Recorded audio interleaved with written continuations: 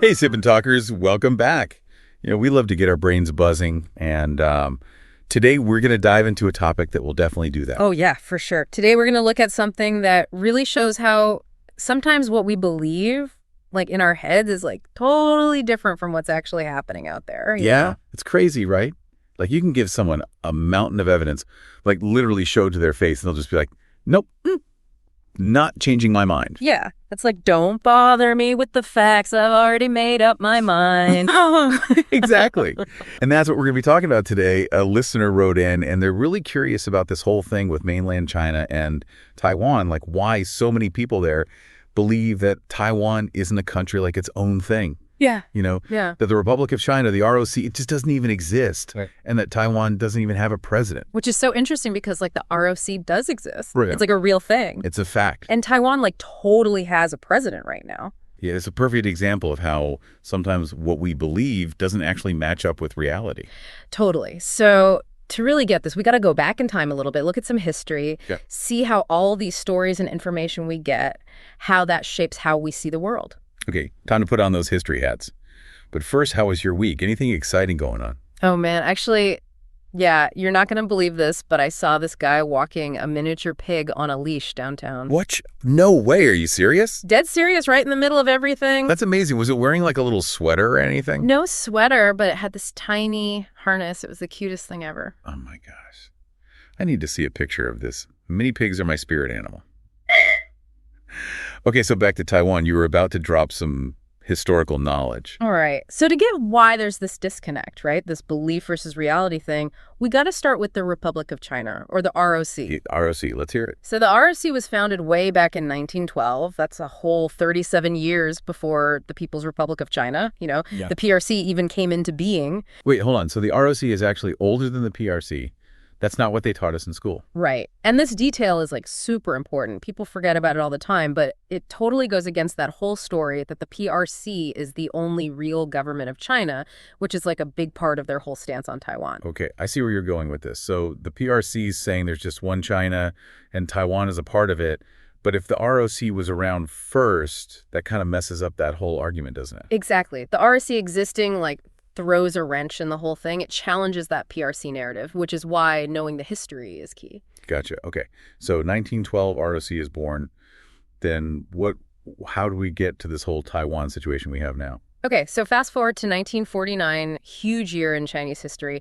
That's when the Chinese Civil War ends and the ROC government, they head over to Taiwan, while over on the mainland, the PRC gets set up. Okay, so that's where things kind of split. Yeah. So is the PRC basically saying that when the ROC went to Taiwan, they just like stopped existing, like game over? Pretty much, yeah. They're saying the ROC poof vanished in 1949, but here's the thing, it didn't. Plot twist. Ha ha ha, right. The ROC kept going in Taiwan. They developed their own government, their own military, and get this, they even set up a democratic system with elections. They vote for their president, democratically elected, which doesn't really fit with the idea that Taiwan's just a region of China, like the PRC says. Whoa, mind blown. I mean, you have elections, a president, a whole government. It's like saying my cat suddenly learned French and is running for mayor. It just doesn't make sense. Exactly. But that's the reality. And it shows you how weird this whole belief versus fact thing can be. It makes you think, right, how can a story be so strong that it like covers up the actual evidence? Like, if I only watched reality TV, I might start believing that everyone's life is full of drama and crazy stuff happening all the time. But that's not really the real world, is it? That's a great point. It's like we create these pictures of the world in our heads based on what we see and hear, and sometimes those pictures are, like, totally off. For sure. And I think we've all been there, right? We hold on to certain beliefs because they're comfy, they fit into how we see things. And even when we get proof that maybe those beliefs aren't totally true, it's hard to let them go. It's like that saying, it's easier to fool someone than to convince them they've been fooled. Ooh, that's a good one. Yeah. Okay, so we have this situation where the PRC is pushing this narrative that doesn't really match up with what actually happened historically. But how does this narrative get so stuck in people's minds? That's where things get even more interesting. We got to look at information, the media, even psychology, like how our brains work to understand how beliefs are formed. All right, let's go down that rabbit hole. Hit me with some knowledge. So one thing to keep in mind is that the PRC, they have a lot of control over the information that people in mainland China can see. So like a lot of people there might not ever get to hear any other perspectives on Taiwan or its history. You know what I mean? Yeah, again, it's kind of like growing up in a bubble where you're only exposed to like one set of ideas, right? Exactly. And when that happens, it's easy to start believing what you're being told, even if like deep down it doesn't really make sense. That makes sense. It's like if I only ever read those fashion magazines, I'd probably start thinking that everyone dressed like they're walking a runway 247, but that's not real life. Exactly. We tend to form our beliefs based on what we see and hear around us. And if that information is kind of limited or one-sided, our beliefs are going to be like that too. So in this case, if people in mainland China are only getting information that backs up what the PRC is saying about Taiwan, it's only natural that they would believe it, even if there's a whole other side to the story. Totally. And that's where psychology comes in. You know, us humans, we're kind of programmed to look for information that agrees with what we already believe, even if those beliefs are wrong. That sounds familiar. Is that confirmation bias thing you were talking about earlier? Ding, ding, ding. You got it. Confirmation bias is like this sneaky mental shortcut that makes us automatically go for information that supports what we already think and ignore anything that challenges it. Oh, so it's like when you have a favorite sports team and you only read the articles that are saying good things about them and you just skip over all the articles that are criticizing them even if they're right. Perfect example. And it happens everywhere, not just sports. It's why it can be so hard to change people's minds about stuff like politics or religion or even something as simple as what kind of coffee they like.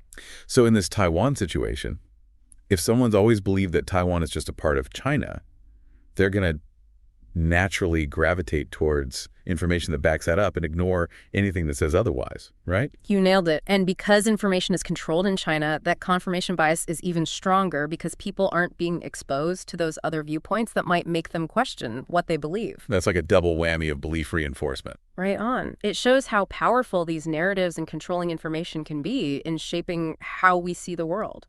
It's funny, I see this confirmation bias thing playing out in my own life. Like, I'm convinced I'm an amazing parallel parker, even though all the evidence points to the contrary. Well, maybe you just need a bigger parking space. Maybe that's it.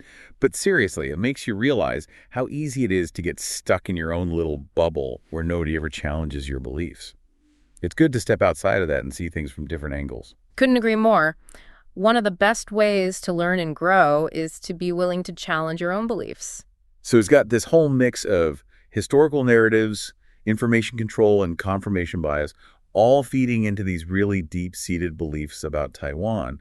But what's the impact of all this? Why should people care? That's a great question. It matters because these beliefs have real-world consequences. They affect how things play out on a global scale. Okay, spill the tea. What kind of consequences are we talking about? Well, for one thing, it creates a ton of tension and mistrust between China and Taiwan, which makes it really hard to find peaceful solutions to their disagreements. Yeah, I get it. It's tough to have a productive conversation when you're starting from completely different points of view. Exactly. And on a bigger level, it shows how much power information and stories have in shaping how we understand the world. This isn't just about Taiwan. It's about how easily we can be swayed by what we're exposed to, especially when that information is controlled or biased. I'm starting to see the bigger picture here. It's like that saying, a lie can travel halfway around the world while the truth is still putting on its shoes. Once a story takes hold, it can be super hard to undo the damage, even with mountains of facts. Absolutely, which is why it's so important to think critically, to question what we're told, and to actively seek out different perspectives. We can't just sit back and accept whatever's thrown at us. We got to engage with the world and form our own opinions based on solid information. This is really making me think about how I get my news and information. I think I need to branch out a little bit, get my news from different places, and look for viewpoints that challenge what I know. Yeah. I already think it's easy to get stuck in that echo chamber. That's something we could all work on. It's easy to get comfy in our own little bubbles, but the world's a much more interesting and complex place when we expose ourselves to different ideas. Totally agree. Okay, so we've talked about the history, the psychology, the big picture implications of these beliefs about Taiwan. But what can we actually do about it? It's like a really complicated and deep-rooted problem. It is complex for sure, but that doesn't mean we should just give up. Right. We're not quitters. So what can we do? Where do we even start to address this gap between belief and reality? Well, I think the first step is awareness. Understand where they come from and acknowledge the role that our own minds and the information we're exposed to play in shaping how we see things. Well, it's about being aware of our own biases and how we take in information. Exactly, and being open to having honest conversations, even when they're tough. Because, let's be real, avoiding the issue isn't going to make it go away. You got it. The more we talk about these things, the more we can start to break down those echo chambers and build some bridges of understanding. Okay. Awareness and open dialogue. Got it. What else can we do? I think education is huge, and I'm not just talking about what we learn in school, although that's important too. I'm talking about building a culture of curiosity and critical thinking, being open to new ideas. So like encouraging people to ask questions, to challenge assumptions, and to be okay with the possibility that they might be wrong? Exactly. It's about embracing the unknown, actively seeking out new information, and always being willing to update our understanding of the world. It's kind of like being a lifelong learner, always hungry for knowledge. That's the spirit, and it's something we should all aim for no matter how old we are or where we come from. Learning never stops. I love that. Okay, so awareness, open dialogue, education. What about those real-world consequences we were talking about? How do we tackle those? That's where things get a little trickier because we're not just talking about changing individual minds. We're talking about shifting really ingrained societal beliefs and political systems. And that takes time, effort, and a whole lot of patience. It's like trying to turn a giant ship around. It's not going to happen overnight. Nope. But that doesn't mean we shouldn't try. It's important to have those tough conversations, to push for policies that promote open dialogue and understanding, and to support organizations that are working to bridge the gap between different cultures and perspectives. And even small actions can make a difference, right? Absolutely. Every conversation we have, every bridge we build, every step we take toward greater understanding, it all adds up. I'm feeling inspired. So what's the main takeaway for our listeners today? What do you hope they walk away with?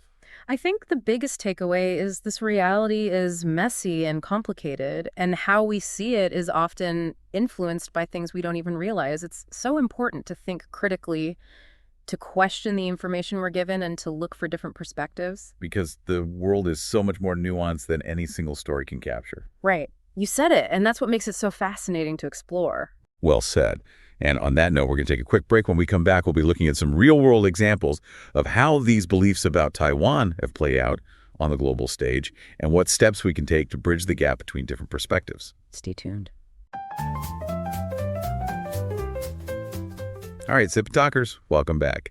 You know, it's crazy how even when, something's not true, like you have all the facts, those old beliefs can still kind of stick around in your head, like a song you can't get rid of. Yeah. Totally. It's like that earworm you get after a night out. You try to shake it. It just keeps playing on repeat in your brain. Exactly.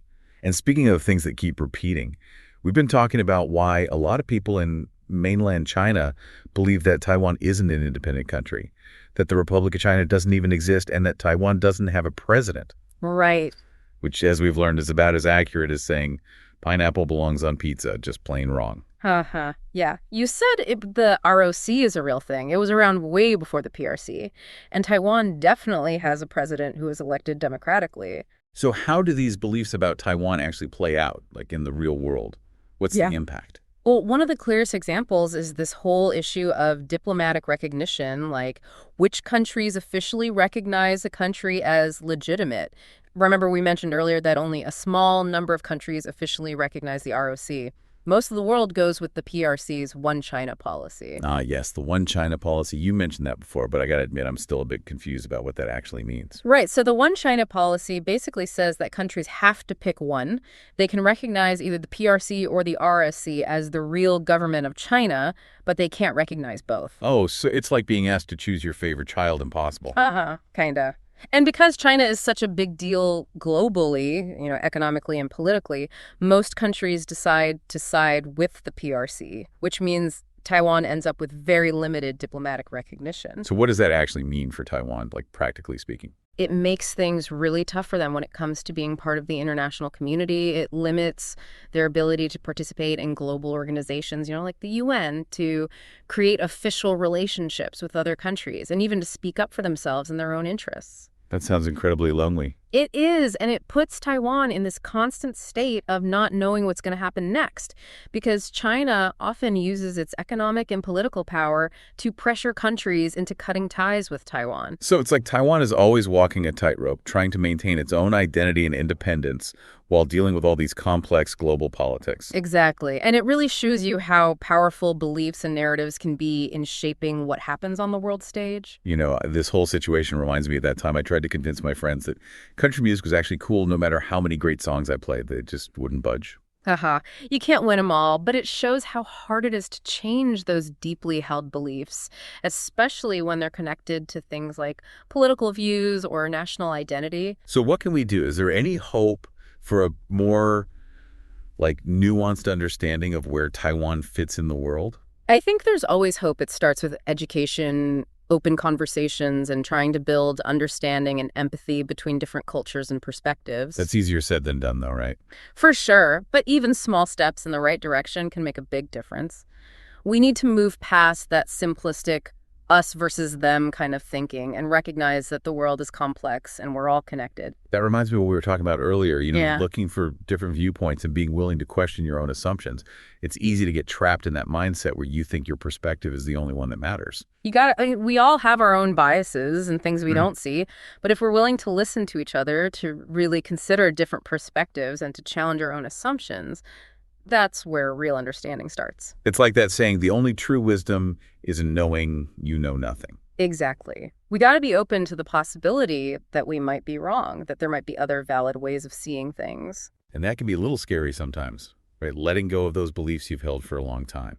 Absolutely. But real growth often happens when we step outside of our comfort zones. Okay, so we've talked about the importance of education, dialogue, and empathy.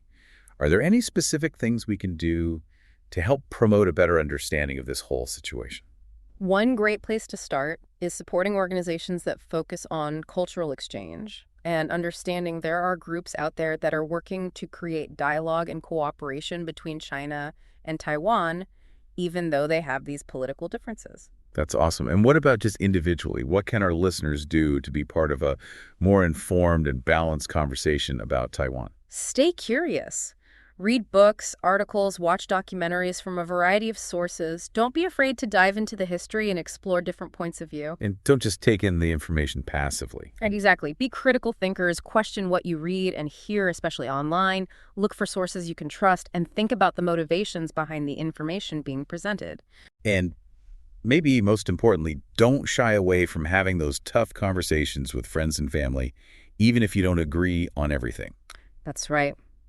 Approach those conversations with respect and a willingness to listen. You might be surprised by what you learn from each other. Love it. So to sum it all up, what's the one message you want our listeners to walk away with today? The biggest takeaway is this: the world is a complicated and multifaceted place. Don't let oversimplified stories or those deeply ingrained beliefs prevent you from seeing reality clearly. Stay curious, keep an open mind, and keep those conversations going. Couldn't have said it better myself. And speaking of conversations, we want to give a shout out to our buddy Micky and his amazing YouTube channel. Yes, Micky, we're all waiting for your next video. Those travel adventures and alcohol unboxing videos are the best. You always make us smile. And to all our fantastic Sip and Talk listeners, thanks for joining us on this deep dive into the world of beliefs and reality. Right. Remember to like, subscribe, and leave a comment telling us what you thought of today's episode. And as always, keep those conversations flowing. Cheers to that.